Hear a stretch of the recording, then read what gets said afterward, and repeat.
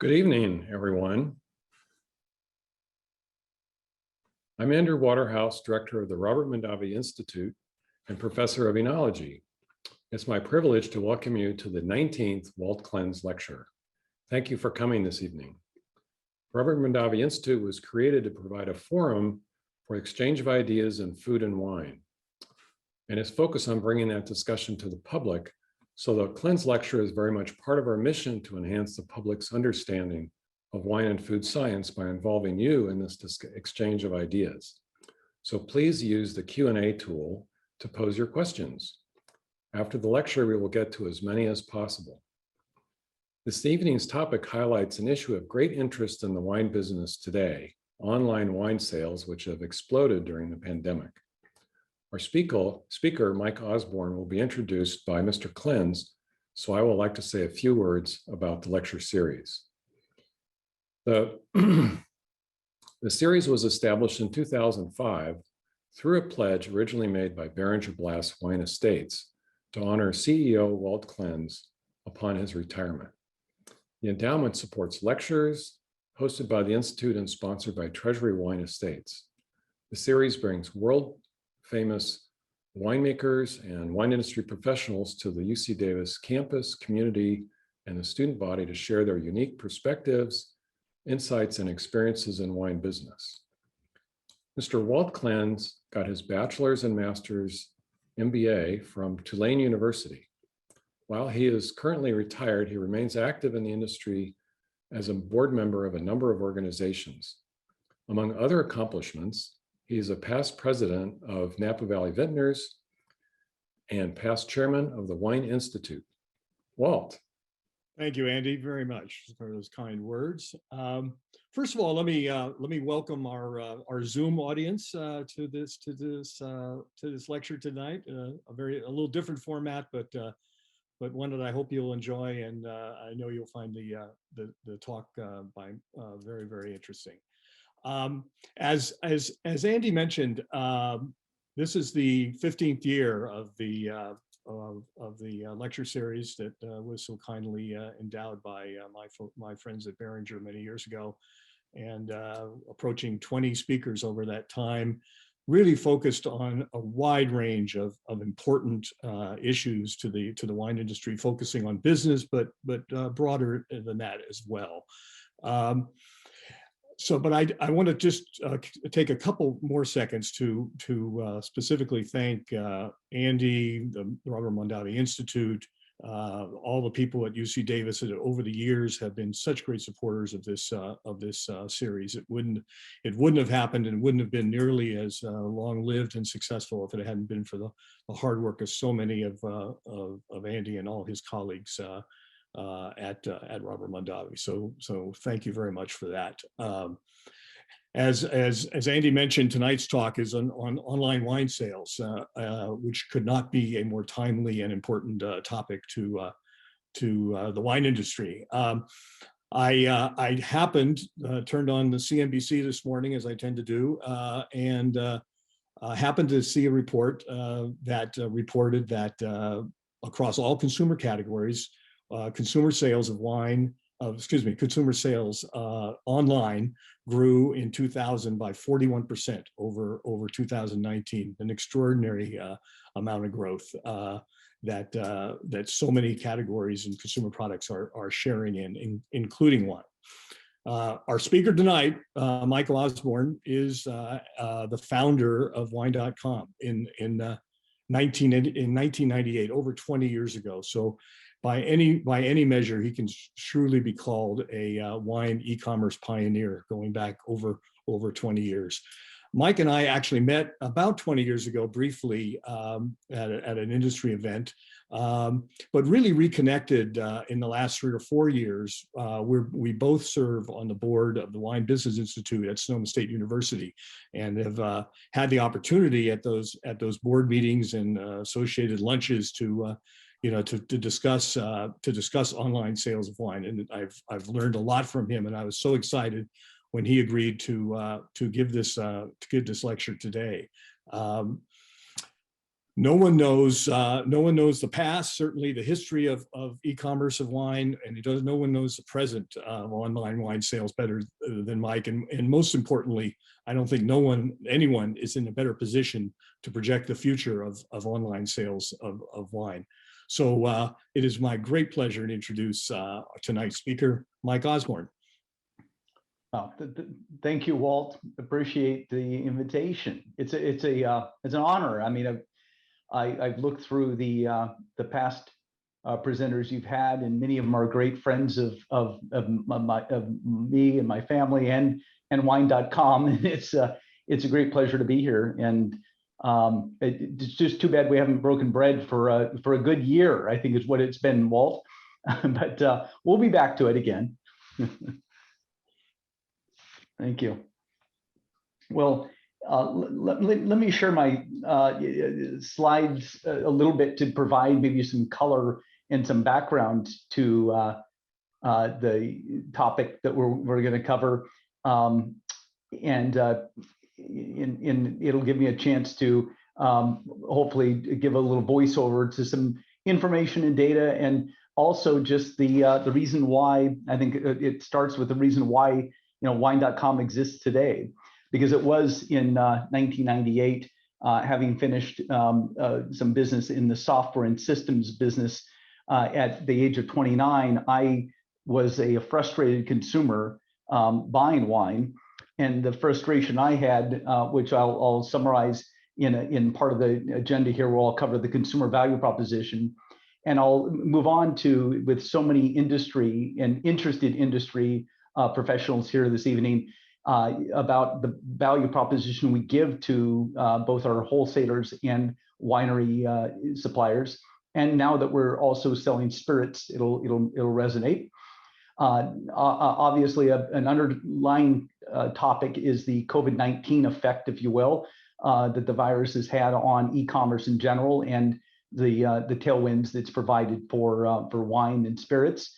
And then a little snapshot of maybe some growth opportunities that we see ahead. But I'll take you back to the reason why we exist.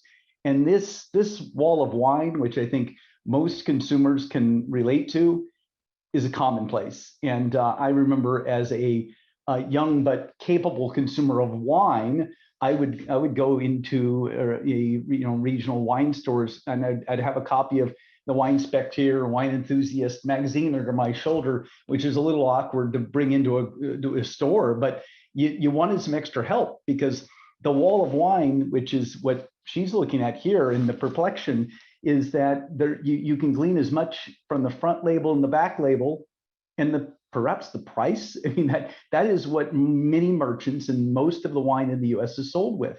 But I was coming from a software and database experience where I knew that there was so much more to tell. And it's all of the objective information about wine. It could be the grapes that made it, the person who grew it, or the winemaker, the families who own the properties. There was just so much missing from that obviously a database would provide for. And also at risk here is, in a typical store environment, you're limited to the amount of wines that are available to you because of just pure space in a store. And so that is something that obviously e-commerce could change and would change over time. Table stakes in e-commerce is the ability to filter and sort. And at wine.com, over the trailing 12 months, we've sold more than 51,000 unique wine SKUs. Unique wines, vintage specific wines from over 8,000 producers. And so, if you wanted to only enjoy maybe a bottle or two tonight, that may be too much. So we're filtering this down. So obviously, filters like, popularity or vintage, price points, professional ratings from periodicals were important. And then, some obvious filters like or sorts like what might be on sale are important. One of the filters that, in sorts that we're most fond of at the company is what we call our most interesting sort. And this is a proprietary algorithm which we line up against some objective attributes, but also some things that that are best left to professionals to know how to weight. And in this example, you might percolate up an interesting wine from the Languedoc region, from La Clap, in this case, a $40 Rhone red blend from the Mediterranean coast is an example showing here. Or another interesting thing is that what databases, again, are very acutely capable of, which is to do a crosstab of information, like in this case, a California Cabernet, with a rating of over 94 points, priced under $40. And you start slicing and dicing this in a most interesting order. And what might appear is in this case, it's legitimately what's popped up for me recently, which is the J-Lore Hilltop Cabernet. And it's from high elevation Paso Robles AVA in California, 94 points from the Tasting Panel magazine, and under $30. And this is just information that cannot be done in a typical store. In fact, I would challenge you that it would be awkward to ask this question of standing in a store location and asking them to bring you something with these kind of crosstabs. Beyond that, on the website, what databases again can do, and what e-commerce provides for, is the ability for our winery partners to tell their stories firsthand. So if you just drill onto that J-Lore Hilltop, well, you could, a little further down the page on our product pages, you'll find all the information about a winery. They're a carousel of images with captions, who these people are, the sense of real place. Videos are attributed as well and available both at the product level and at the winery level. The maps are interactive. You click through this and get yourself down into Paso Robles with an outreach to Google Maps. The description of the winery told in a first person.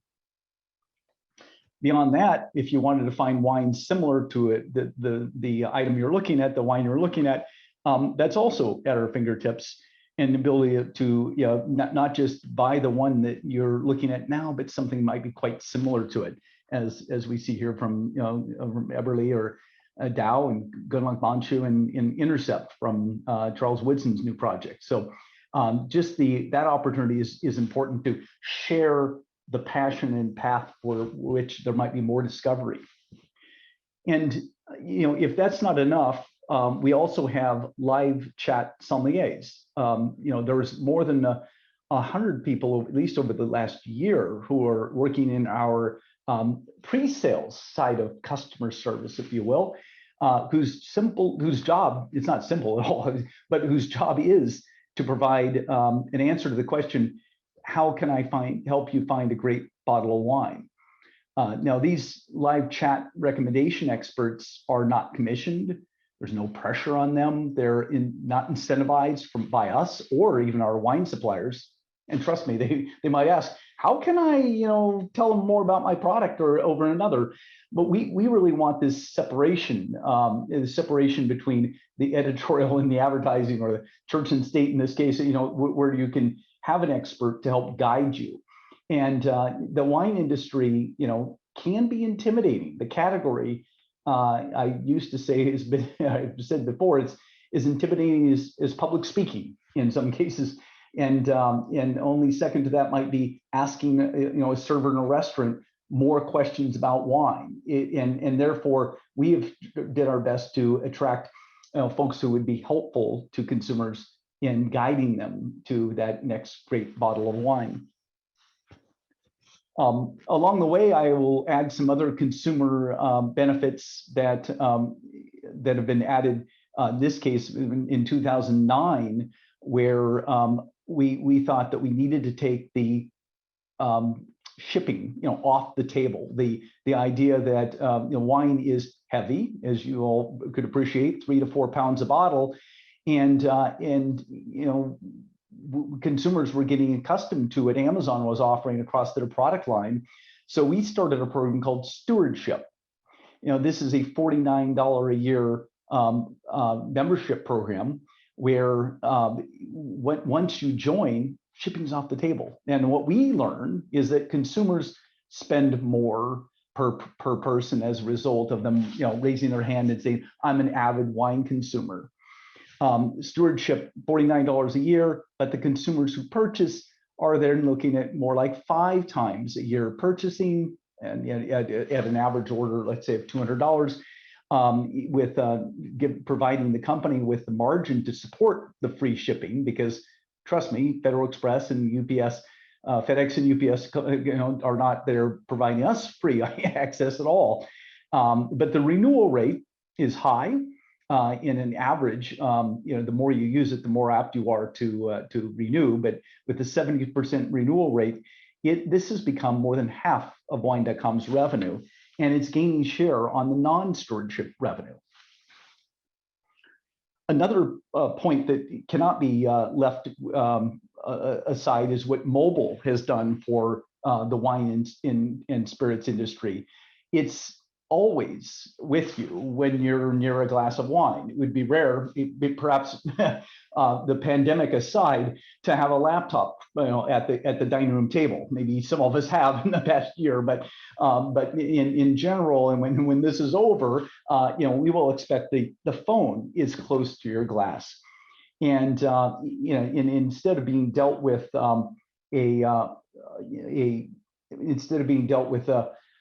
a list of wines off of a wine list, or looking at that display, the wall of wine in the store, the app has made a big difference. And certainly in terms of activation, daily and monthly, where activation like scanning a bottle of wine and learning more about it just from a feature of take a photograph and upload it. There is a ratings, consumer ratings, not just professionals, but the opportunity for a consumer to weigh in on a 5-star scale with half points in between and tell us more about it. The more you engage, the more it's possible for us to understand your style and recommend other wines to you. It's a great flywheel. And save this away in a section of the website we call My Wine. So, these can be wines that have been purchased by Wine.com and engaged, or be purchased from other retailers or found at a restaurant, and you're able to save away and for a later time the opportunity to revisit this wine. The live chat sommeliers have been a big part of our business for 6, almost 7 years, where again, as I shared, there's no pressure involved. And it's all about helping navigate the world of wine through other means. In this case, when you might not want to be that self-service consumer, you want to ask questions. It was probably more than a year ago when we passed more than 1 million interactions, chats with customers, and entirely this team is rated or provided incentives based on their customer satisfaction, and it's a 92% approval rating from the interactions they have. It's very, very strong. So there's a set of consumers which I can tell you, which are happy to be self-served. Start with a giant assortment, search and or filter and sort assortment down, perhaps get recommendations from the experts, and that's one path of a consumer of wine. But a full other is where consumers are looking for some help. And we've launched this past fall under beta, and now fully executed on a program we call Picked by Wine.com.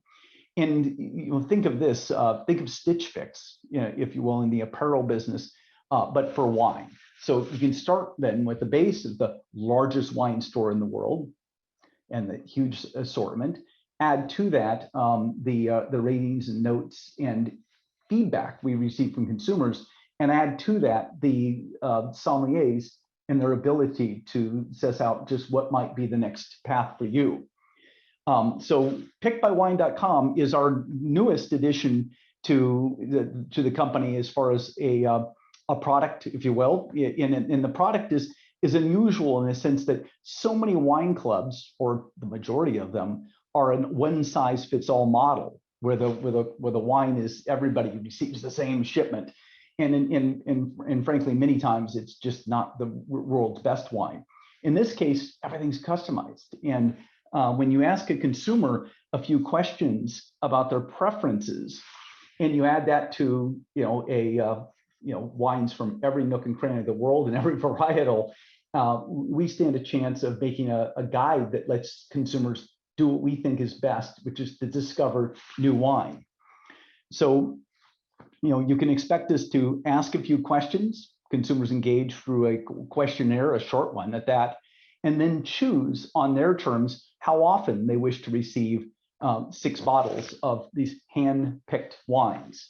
And the feedback we want, and we ask, and what makes this work is feedback as to, did you like it or not? Rate the wines to continuously make improvement. So in one of the I think the most interesting things here is to ask a consumer how adventurous they might want to be, and that's very important. Obviously, price points, frequency, and colors. In one of my recent surveys, I was looking to get beyond some regions that I knew well. And what was fascinating was that the shipment of wine to me were wines that were attributed to the country of Italy, and specifically the island of Sicily. So an example is a very customized note from Marcella, in this case, to help me move on and discover some Etna Rosas as an example, and finding my way to Planeta Winery, learning more about the winery as I explored the site, and also an appreciation for Sicilian wine. We have never thought that that in our business we had to outgrow a consumer at all from the lifetime of learning, if you will. And this is just another good example of how that is coming to fruition. For the wine industry, if I could change gears a bit, that's the consumer value proposition of discovery, moving now to what we've offered the wine industry. And it's interesting, as many of you might realize, it's a highly regulated industry, which separates the tiers of our industry into 3 parts: a supplier of wine or spirits, a wholesaler, and a retailer. And all of us have our lanes of activation to do. Wineries and distillers, when it comes to spirits, are there to make great product, and tell their stories. And in the economic issues is, they enjoy shipping you in large, containers from across the pond to the U.S. or truckloads and pallets of wine to wholesalers by state. Wholesalers have a great role in this industry of providing a selection of wine to consumers and supporting their suppliers, relaying those stories on to retailers and restaurants alike. And they of course service the industry by allowing retailers and restaurants to buy by the case in a pack size that would make sense, and not pallets of wine.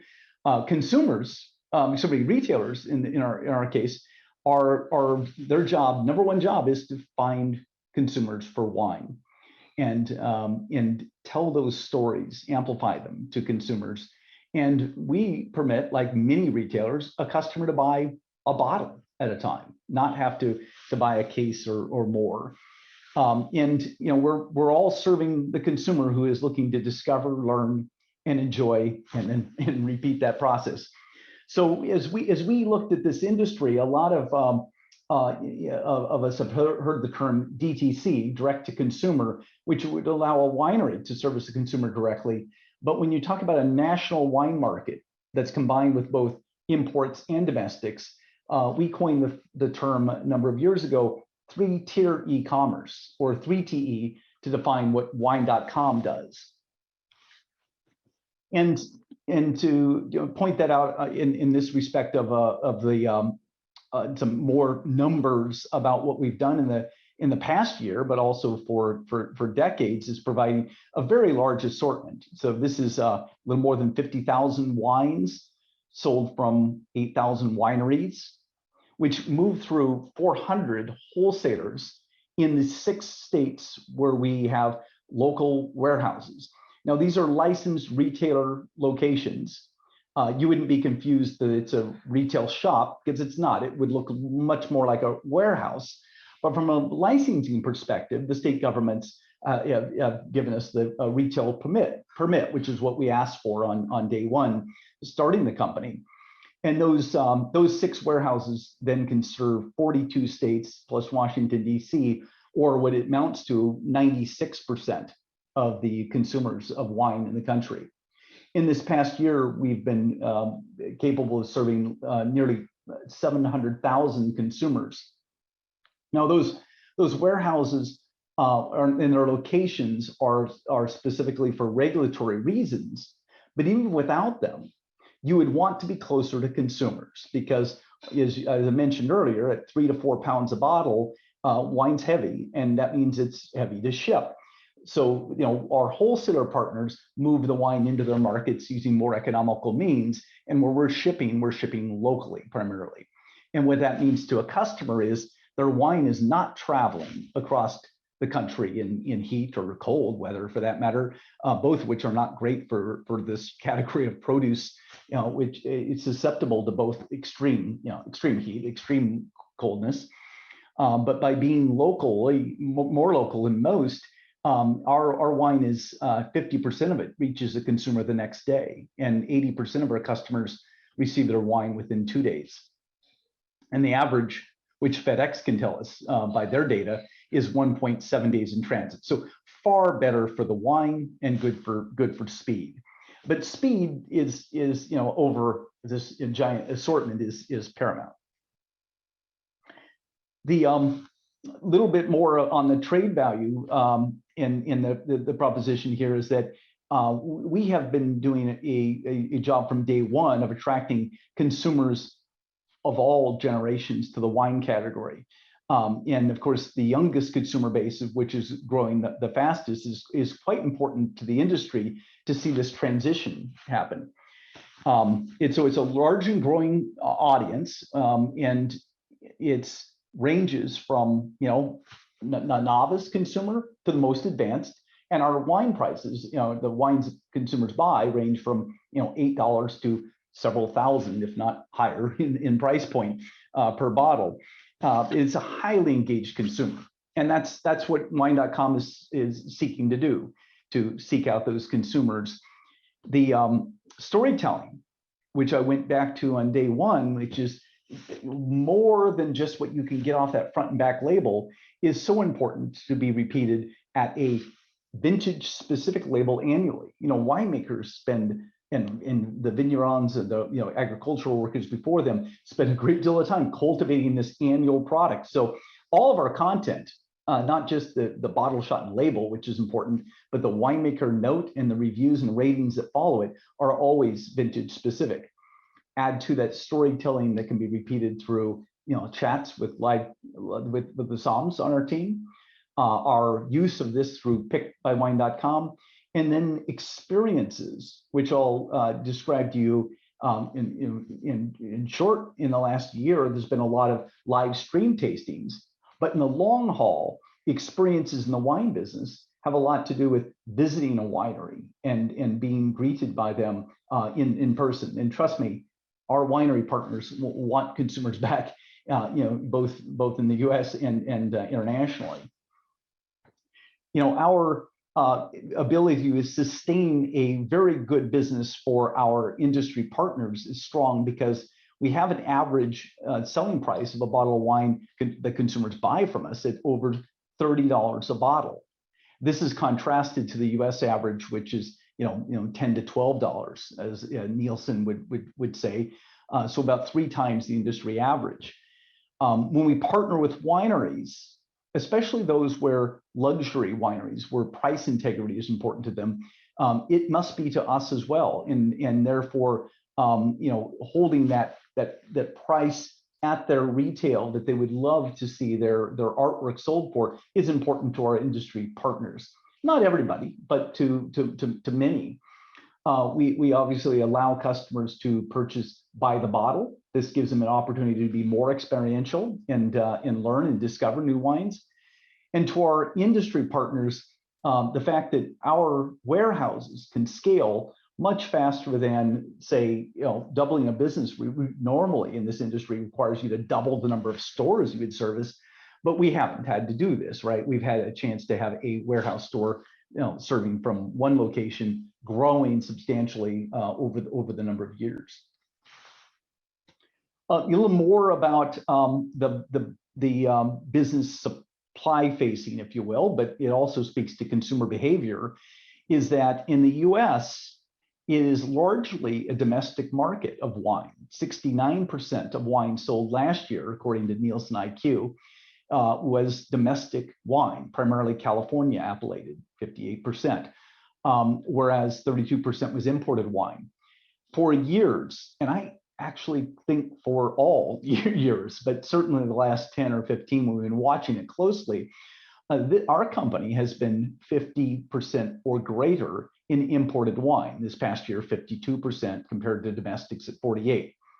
Now, I attribute this primarily to the fact that we offer everything. That is to say, no gatekeepers are deciding that some consumer may not want a wine from Greece or South Africa or Tasmania. It's like if somebody makes the decision in advance of a customer, you'll never sell the wine. So when you offer the world of wine and you offer it to young, affluent consumers of wine, perhaps, there's a chance to experiment and learn and take a gander at something from a small region or upcoming varietal that you may have heard. So we have seen this difference for years, and frankly, I think it's a great deal to do about not having gatekeepers, which the industry otherwise creates in and of itself. A little bit about even other contrasting information that Nielsen shares out for the industry is just other differences. Like for instance, our red wine business is 2/3 of our company's revenue, compared to the industry at 43%. White wine is second at 22%, but compared to 33% for the broad market. We both find rosé, growing and interesting, quite interesting, but nascent compared to the other categories. And it seems like on a revenue base, both wine.com and the industry are equal on sparkling wine. One of the citations I made earlier about a young consumer base I can show here in this pie chart of all of our customers, and that was a little more than 700,000 last year who purchased from wine.com. Nearly 40% were millennials or younger, and by younger I mean legal drinking age. So some Gen Z in there, but the oldest of the Gen Z and up to millennials or Gen Y generation. 27% Gen X, 27% boomers, and 4% older than boomers, the age of my parents, for instance.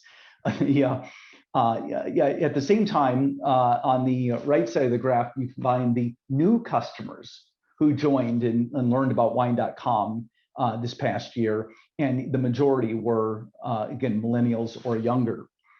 I'm often asked, like, well, that's nice because they must be buying, cheap wine or, I don't know, Prosecco and not champagne. But I will tell you, as they share out the average selling price per bottle, it's just the opposite. The youngest consumers know this category is filled with this, I guess you say, affordable luxury. So our highest average selling price is actually purchased by millennials and younger, followed closely by Gen X and then boomers and then older. And this might not be what you suspected, but it is what we've seen for the last couple of years of our business. I will admit that the average order value is higher for boomers than it is for millennials. And that is to say, we find younger consumers buy more often and buy 3 to 4 bottles. Our average is 6, call it, but mom and dad may be buying a case of wine. And that might be because they have more space to put it. Perhaps it's not a wine rack, but a wine cellar that your parents still have in many cases. That could make up the difference. But the average selling price is a great indicator of what might be ahead of us, and especially when we discuss, lifetime value of a consumer. Having a longer lifetime ahead of you of enjoying wine and learning about wine is certainly in the cards. Another opportunity we provide the industry is doing spending a lot of our marketing on reaching new consumers for the category. And as I said earlier, it's one of the primary demands of a retailer in any category is to find consumers. And our marketing efforts last year, where we didn't wait for consumers to find us, but we actually had doubled our marketing expense. Our marketing, expense as much as the opportunity for us is to lean in and do a lot of advertising and marketing in 2020, and we well intend in the future years as well. This marketing attracts a large crowd. Let me just give you an example of attendance at some of the best events in the country, like the NBA All-Star events, which have averaged 20,000 attendance a year. The World Series, 54,000 folks have attended the World Series, or the Super Bowl at 70,000. This is pre-COVID numbers, of course, in 2019. But to give you an idea of what our year looked like, on the busiest day, which I think was December 15th of 2020, we had 256,000 visitors to the website that day. And over the course of 2020, 46 million visits to the website. Now, if a consumer came, once every day of the year, they counted each time, 356 times. But this is just the example of what the reach of e-commerce can do. Many of these consumers obviously are not buying every day, but they're learning about wine. They're returning to their wine experience in the site as they visit. And let me transition next into the COVID-19 effect, because as Walt shared earlier, all of e-commerce has grown, and there's been a great deal of interest in what the outcome would be of the year. And I want to share that up until the pandemic, of course, our business and others in e-commerce had seen strong growth, and our growth was 15 to 20% for 15 years prior. But we had explosive growth, and where since the pandemic, our business grew more than 120% in this trailing 12-month period. And we oftentimes are discussing what we've done here about pulling forward some growth that was already going to happen. So if you look at a category where we've had 15 to 20% growth every year, awareness was probably paramount. Probably job one in this was pulling forward what was already inevitably going to happen, but it was going to happen over time. Awareness is probably one reason why the e-commerce category in the wine industry hadn't grown faster. Sure, you might have known somebody or many people who have bought wine online, but thought they were perhaps bootlegging. But until the governors themselves were starting to tell you clearly that you can buy wine online, many restaurants were allowing for takeout of open containers even in many of the metropolitan cities.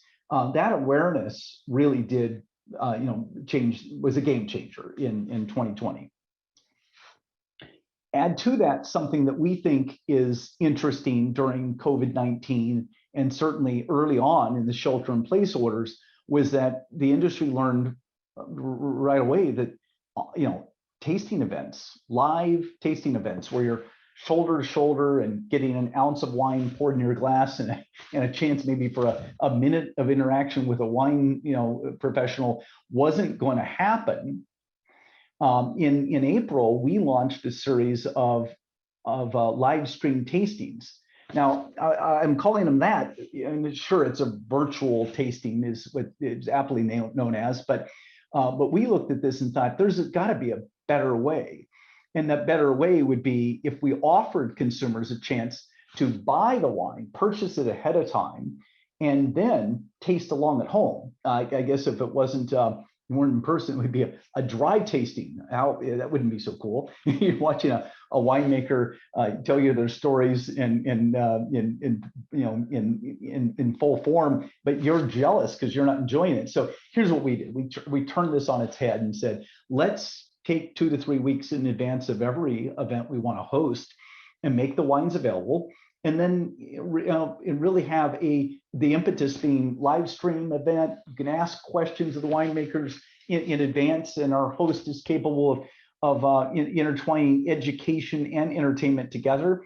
This example of, if you recognize Hugh Davies, along with Matteo Linelli from Ferrari Winery, Hugh Davies at Schramsberg in Napa. I'm showing here Matteo in Trento, which is in northern Italy, up in the high elevation district, and that's Jen Doyle from Jantz Winery. So here you have something that doesn't commonly happen: a winemaker from 3 continents at the same time. So it's only Matteo we had to keep up until 2 a.m. As Hugh is the afternoon in California, and I think it's mid-morning in Tasmania with Jantz. This event with Mark Oldman and Wine.com were combined because it was called Champagne Stunt Doubles. So just interesting engagement. This past year, we've hosted some industry celebrities, including, I think here, a number of people who have spoke at this same lecture series in the past. Michael Mondavi on Father's Day. I couldn't think of a better person to invite for a Father's Day event, and asked that his daughter Dina and his son Rob, join us on Father's Day on Sunday and taste through their wines. The other photo there is Eduardo Chadwick from Chile, but with Lara Catena, who has spoke at this event in the past, and Christian Wiley from Uruguay. And I asked them each to bring on a bottle of their Carmenere, Malbec, and Tanat from Uruguay, like the state birds of those countries.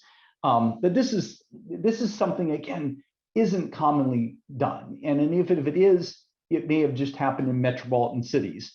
Duckhorn, Phelps, and Chimney Rock, all with women winemakers who actually started their careers at those wineries about the same time that Wine.com began, were wonderful guests for us of Duckhorn, Chimney Rock, and Phelps. It was a fun event hosted in early December, and we couldn't help but also invite the pioneers of California wine, which include Buena Vista Winery and Jean-Charles Boisset. I think also spoke at this event in the past with his winemaker Brian Maloney, Nikki and Phil Wente of Wente Family Estates, obviously, and Jim and Katie Bonchu from Good Luck Bonchu, and Jeff were great guests on a pioneering show. So you'll find that we've hosted 55 of these now with over 100,000 households who have viewed the events, and celebrities in the wine business who have brands. John Legend from the south of, with his brand from the south of France. Sarah Jessica Parker has a Sauvignon Blanc and a Rosé from New Zealand and Provence, respectively. And Cameron Diaz and her partner Catherine Powers launched a wine brand called Aveline last year, and they launched it on the Wine.com platform and the site. We sell spirits in some states, and Aaron Paul and Brian Cranston have an incredible mezcal. But I just want to point out that I think this example of live stream tastings, much like e-commerce, isn't going to end. There's a consumer yearning for education and entertaining events. So as we look forward, first thing is just the core business. That off-premise wine sales is a $50 billion US market, and it's highly fragmented. There's more than 200,000 licensees there's wine stores, from convenience stores and corner stores to the biggest destination, merchants in the country, and especially wine retailers. Very wide, fragmented industry, which has caused it to be slower to adopt e-commerce. And we saw numbers pre-pandemic of 3%, and we're waiting to see kind of where the experts lie out of what it's moved to since. I've heard numbers as high as 10% referenced by some. I don't know if it's that quite there yet, but it certainly made an impact in the past year. The other growth opportunity is as we entered the spirits industry just 1 year ago, and it's nearly the same size as the wine industry. And customers who are buying spirits from wine.com are buying again at the premium tier. Our average selling price on a bottle of spirits is $49, and I believe Nielsen played back the national numbers at $23 or $24 a bottle this past year. In much like the wine industry, plenty of spirits have these really compelling stories behind them to tell. The distillers themselves, but the grain that goes in it, the place it's from, there's a big corollary. And plus, the supply chain is largely the same. Wholesalers are identical in many of our markets. And most important, and that's important for logistics. But behind them stand, the distillers who are also very much interested in both categories. So this is new to us, and we're serving consumers at this point in time in New York and California and Florida and in New Jersey, and more to come as we move along the spirits path. That concludes my first comments. I know that Walt and Andrew had other questions they wanted to address that would be best probably taken one by one through a Q&A. So let me move on to their Q&A questions. Well, good. Thank you so much, Mike, for that very interesting presentation of the e-commerce situation. We do have a bunch of questions. Let me start with this one.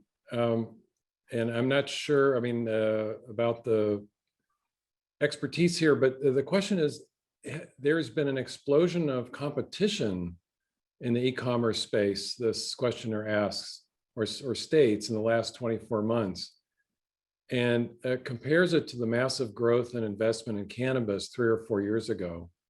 And the question is, do you foresee a major winnowing of the competition in the e-commerce space and in the wine business? The category is just so fragmented that I don't know if I would have a comment about the winnowing of it. That is to say, the best competitors, or when we ask questions of our consumers of where they buy wine, it might squarely depend on the kind of wine, but our core consumers and those stewardship members who are avid lovers of wine, we find them buying wine from specialty retailers, many of which have a website, but but what they don't have is a really focused engineering department, making software and serving wine. If I talk about, and Nielsen tells us again, and the industry does, 200,000 licensees, there probably isn't the purpose to have 200,000 apps about wine on your phone anytime soon. So it's just very different in that respect. I don't tend to know a lot about or want to comment about what others, in competitors, might be doing. We tend to, really focus on, start with the consumer first, and like a lot of consumer focused merchants want to do, start there, making certain we're making the best service we can out of that. We wouldn't have the SKU count, the number of unique wines we sell, if not for asking customers what they wanted. And it was just a number of, now it's probably 6 to 8 years ago, through surveys, we learned that when customers weren't buying from us or not wanting to buy more, they were telling us we didn't have the wine they were looking for. So that's when we really leaned in and grew the assortment. I used to think that that having 3,000 to 4,000 different wines would be sufficient, and now we're past 50,000 in a year. So it's a merchant's dream to have customers tell you what they want, and then for us to go and execute. Okay, now here's a pretty peculiar question. Um, and I'm not sure how to pronounce this. I've heard of this person. It says, was Gray Vaynerchuk a disruptor with his YouTube platform?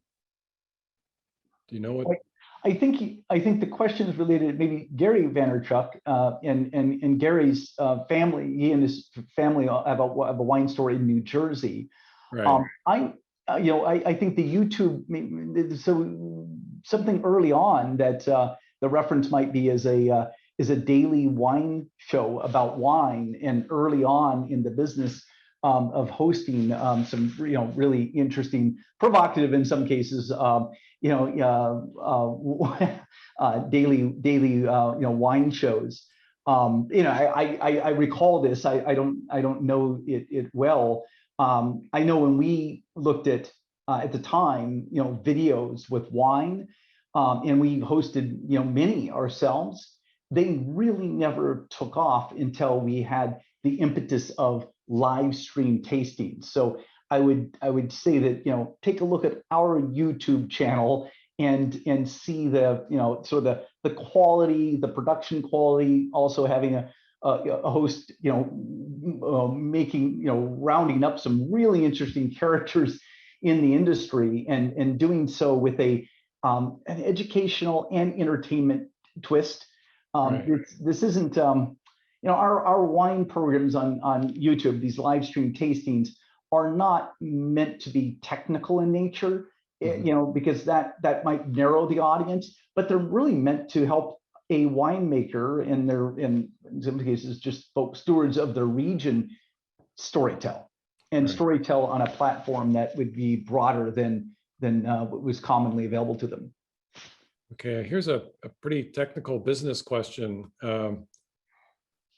But I know in the business, this has been an issue of great interest. How long before prices begin to reflect the suspension of tariffs on EU wine and spirits?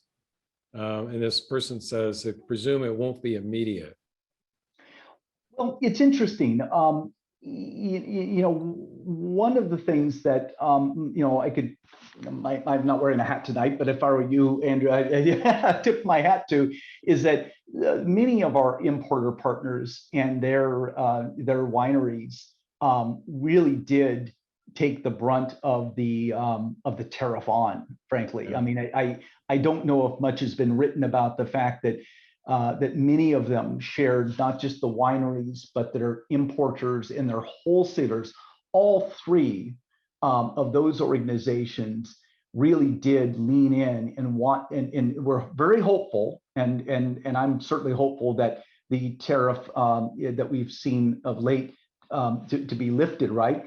Now, I hope that the future of this it remains, because they were hopeful and they really did take the burden on to reduce the impact of consumers.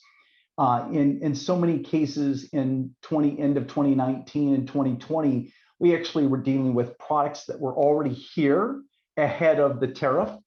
And then what isn't here, which is essentially resulting in out of stocks. Our Bordeaux business is pretty limited. So please don't judge me on our Bordeaux here in March of 2021, because it's very quite small assortment compared to what we normally would have. And this is all to do with the fact that we've been waiting for the news and waiting for the opportunity to bring more products stateside. But our importers throughout France, and then obviously the latest to be affected in other countries, and have really carried that burden themselves. I think that I hope that you wouldn't see it affected very much. And I think that timing wise, and I know how quickly people have been operating since last week to bring new goods in to replace what might otherwise have been much more expensive. I think we're going to find a good balance. And I think ultimately consumers aren't going to see a huge impact at all. Right. But do you expect in a month or so those channels will be filled, or will it take longer than that? Well, it could take longer to get to the West Coast. I mean, some of this has a lot to do with under COVID-19 and restrictions. Yeah. I maybe I didn't speak enough to that point, but scale under the under the idea that you're scaling a business like we did, and scale, when it requires social distancing is very different. So even in our own warehouses, we, the only way we were able to increase our business so dramatically is by running multiple shifts a day. Whereas in the past, we may have had our warehouses open 10 or 12 hours. Many were open 24 hours because of the amount of time and distance that were required. Yeah. Well, there is a question here. How did you have to grow your employee base to manage this, basically 100% growth over the last year? I guess I would ask, did you have to like expand your warehouse? I assume that had to happen too, right? Well, Andrew, our warehouses are licensed, and this would require, governmental approvals to have bigger warehouses and or even leasing spaces. I would tell you that is our intent in 2021 and beyond is to we're doing some expansion in Right. most, if not every one of the warehouses. What we did in March, let me go back to basically a year ago this week. When this was a surprise to us, right? For years, we've had dress rehearsals with Christmas volume, but that's on a calendar. We all know how to prepare for that one. But in this case, the surprise meant that our human resources department and our operations team had to jump into action and recover a lot of that same personnel who may have helped us in the holiday of 2019 and bringing a lot of these folks back. There were more than 500 additional employees added in March and April of 2020. And these folks remain today. Again, they're remaining because they're working in different shifts around the clock. If you can't add space to your warehouse because it's impossible to either lease or get licensed, what you can do is run more people at different times of the day, protected and socially distanced, and with all the precautions. We're very fortunate. We're fortunate that the government had the foresight to name our category an essential category.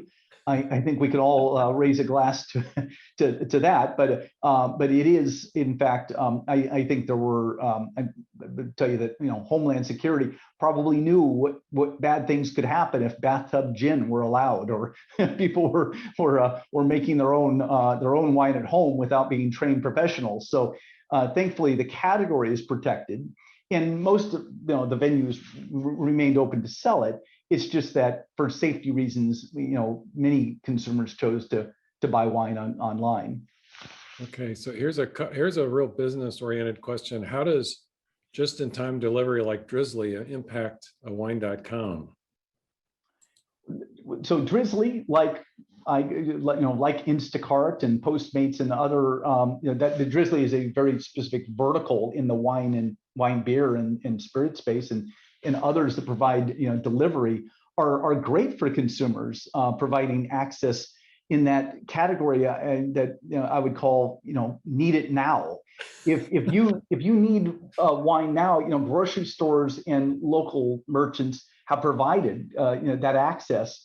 In this case, Drizzly is clearly a marketplace for local retailers, and that generally in a populous market like Manhattan might be the corner store. And so adding a layer to that corner store, prior to the Uber acquisition, it probably remains today. I think that the local merchant was the one delivering it, but they provided a e-commerce platform for it. Right. When we look at that assortment, it's largely, again, what is on the shelf and available today or right now to ship. When you look at our assortment, it's a regional assortment serving many states nearby.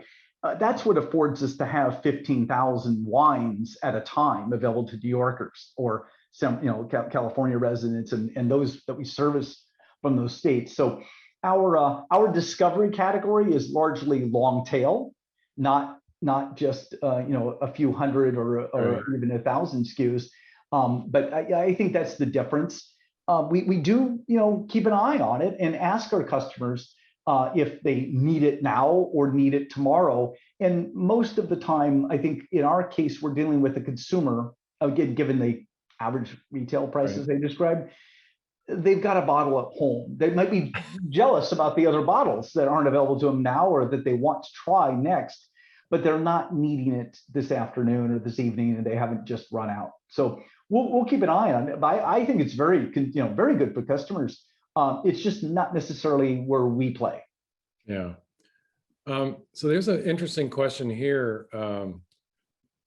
Several years ago, Amazon considered selling wine. What happened with that plan? Do you know? I assume you do. Well, yeah, well, they've been selling wine for as long as I've been in this industry, and they've done it in various ways, from directly selling it to operating a marketplace model. But what they did 3 or 4 years ago is leaned in heavily by buying Whole Foods. So Amazon today is a retailer, just as we are, and a national one at that. So Whole Foods is retails a great deal of wine, as do the Amazon website, I think, through their Prime Now. But that's very much that local set of 500 to 600 wines. It's the grocery store set. It's Okay. I don't provide it particularly interesting in the sense that it's not a wide price point, and it's not wines from all over creation, but Right. they are squarely a wine merchant, and have been in the same boat we are for some time. Um, how do you support small wineries that are trying to develop a market? Small companies that wouldn't otherwise get the attention of distributors. How do you deal with those folks? Well, in states where we can deal directly with wineries, and that might be an example of if it's a California winery. This is more of a regulatory question, Andrew, where a California winery can sell directly to a merchant in California, like us, in a restaurant. So we support a great deal of self-distributed, small, family wineries. They don't have to have very much production to be meaningful to if consumers want it. We want it to be, for us to do some commerce together. But what we're not allowed to do is to distribute it for them. So if they do not have a wholesaler in the state of New York, for instance, we're not about to smuggle it into New York. That's not permitted. So we operate within New York because we must, and that means that winery must have a wholesaler in the state of New York. We certainly have a Rolodex of wholesalers, but so does the industry to be helpful in this matter. But unfortunately, our hands are tied when those warehouses that we have are in 6 markets today because they must be. But they don't allow us to move it around. Whether, if we own it in Berkeley, California, where our Western warehouse is located, we're not able to move it to Texas for them or move it to Florida, unfortunately. Right. Do you think, I think you might have addressed this, do you expect post-pandemic buying habits to change much, or what do you expect post-pandemic in terms of buying habits and e-commerce? Well, I think that there's in e-commerce in general, I think there's probably categories that we're already planning for growth in the future, that we're already on a path to make a difference to consumers. I would put largely the wine category in there. If I were to say I don't know, bread makers or home ice cream makers, there are some fads that happened during the pandemic where folks were buying gadgets and things for home. Probably wouldn't have happened if not for being sheltered in place. So I would be very optimistic that what we saw during these last 12 months is all about bringing forward a already planned event. Now, we may have pulled forward a year or two of growth as a result, and clearly our category did, and other e-commerce categories saw that. But largely, the number of consumers who have joined our stewardship program, which is the free shipping program, but they weigh in on their first order to say, yes, I am an avid consumer of wine. That is a great indicator for the future. I know we're going to have some tough months ahead because in March and April and May of last year, we had some months where the growth rates were more than 300%. That's not going to happen because we're following that comp now. But we are anticipating growth and believe that the consumers who have changed their habits, or as we like to say, rather found this, a new way to buy wine and a better way to buy wine, that's sustainable. Well, let's get to one last question, then we'll bring Walt in. There's a question for Walt. So this question is, I think, sort of conceptual. This is from an Ohio resident who starts by complaining about his attorney general's stance on e-commerce. So the question is, do you have a crystal ball for a vision of how long the legacy of the 21st Amendment is going to control alcohol sales in the US? Do you think that is there some chance that the doors are gonna open up? And I don't know how that would actually affect your business because you've adapted to the current three-tier structure. Mhm. Yeah, I never thought it would be a great use of investor capital to lobby for a constitutional amendment to change. I mean, as I think we should all appreciate, our Congress has probably much higher priorities than our industry. I mean, that is to say, coming from a free enterprise kind of guy, an entrepreneur, but the fact is, it's really difficult to think that Congress would put an eye on this. They gave, I much appreciate the repeal of prohibition, but the 21st Amendment did give the states these rights. And that makes it a local issue. I think that if more consumers were aware and there was, that it is a local concern, because it is their state officials who could change this. There are some very peculiar laws still existing in the states, and you probably teach it at the university. I know Sonoma State University spends time on the very same issue, and it is interesting. But we ourselves are would be more keen to work within and work with state officials than against them on the matter. But also, if nothing else, making certain that consumers knew, what options there are that exist. And that's probably enough said. You mentioned that being compliant to it is a big part of this, and that's what we thought from day one. Indeed. Okay, Walt, are you there? Well, yeah, look, I am here. Let me just a couple. I think you go back over the last generation, and the industry has pretty much won the war of opening up the 21st Amendment issues, which if you go back to generation and the restrictions that existed, there's still a lot of them out there.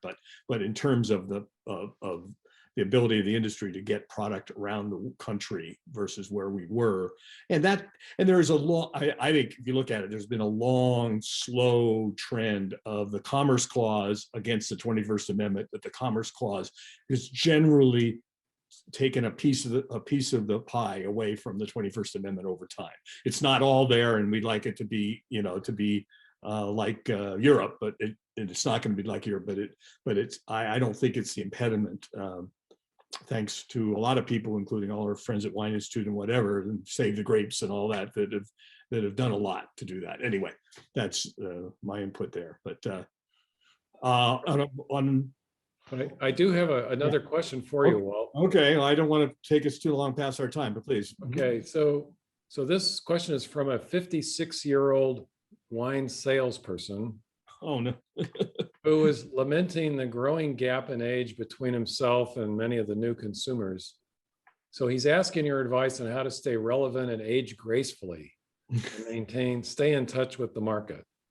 I may be the wrong guy to ask. Just look at me. I'm not sure I've aged gracefully, but yeah, I think it's difficult. I think this whole wonderful discussion that Mike has led today is part of the cutting edge problem that people of my generation and even a half a generation back face, and you gotta just dive in head first, because it's, I think the reality is that there's a tidal wave of, pick the number, 100, 150 million consumers coming down the pike in the next generation that are younger ones that are gonna own the wine category like they're gonna own every other category, and they're already 100% functionally comfortable with e-commerce and with using the internet to do just about everything. They look to the internet now for their primary information, as Michael talked about, for products, for whatever. But even more than that, I think they're looking to the internet for emotional connection with brands and emotional connection with categories. And that's when you put those three things together, that's where the channel's going. And if wine is mid to high single digit now, you look at it, it's totally underpenetrated compared to other categories that I'm familiar with. And I see no reason. There are functional reasons with weight and complexity and whatever, but there's no reason that penetration can't double and maybe even double again over the next generation. Anyway.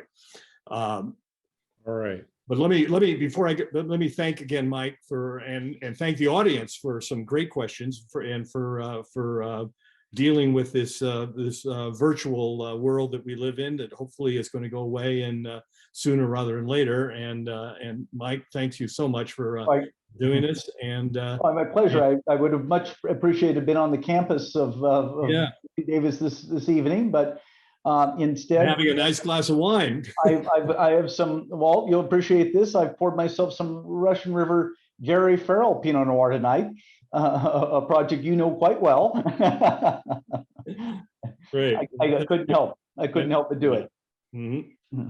Well, Andrew, I will pass it back to you. And again, thanks again to you and Babette and the whole staff for doing such a fabulous job in making this series the success it is. Mm-hmm. All right. Well, thank you very much, you guys. And I'll bid you adieu. We'll close here with a few comments. So I'd like to thank the RMI and the ATS staff who make sure you hear about these events and make sure it happens, all behind the scenes, all those folks. Later this month, we'll have a Sips and Bites event on mead called The Best Thing You've Never Tasted. And by the way, if you're interested in mead, you have just a couple more days in order to order the mead samples if you want to taste along with our legendary mead maker, Ken Schramm. Also next month, we have another Sips and Bites program that will cover indigenous foods with the founder and chef from Olone Cafe. And they're selling a sampling of their foods if you're interested to taste their cuisine.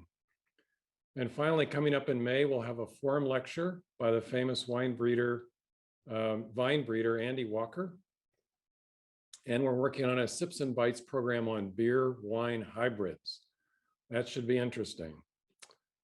And I'd like to thank all of our friends of the RMI whose support helps make these programs possible.